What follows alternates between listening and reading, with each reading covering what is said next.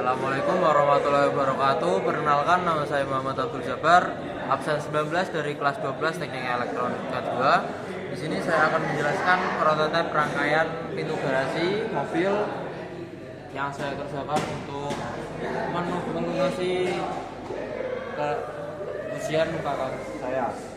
Di sini saya menggunakan 3 sensor. Yang pertama sensor 1 yaitu kapasitif, yang kedua induktif, yang ketiga ada fotoelektrik, dan 2 limit switch yaitu limit switch dan button switch. Di sini pada outputnya saya menggunakan di output PLC ada relay untuk menggerakkan motor DC motor. Langsung menuju ke skema masuknya saja. Pertama kita nyalakan.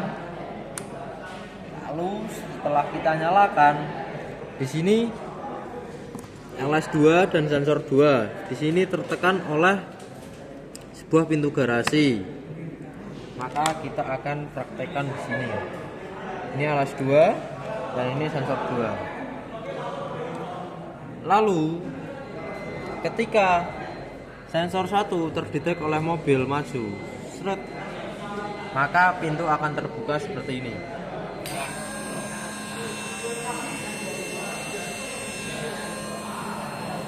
Lalu ketika pintu terbuka, maka LS2 dan sensor 2 tidak akan mendetek sebuah pintu. Kita on-kan, dan ketika pintu mentok, maka LS1 akan terdeteksi.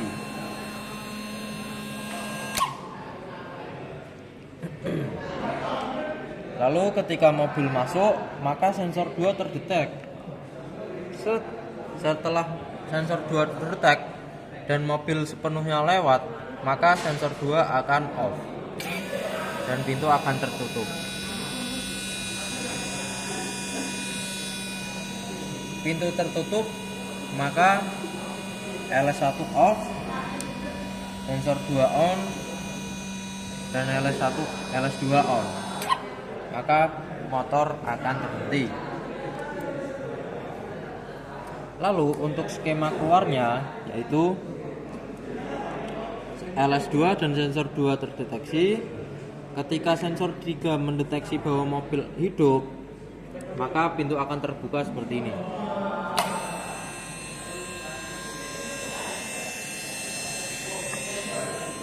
Lalu ketika pintu terbuka, maka LS2 dan sensor 2 mati.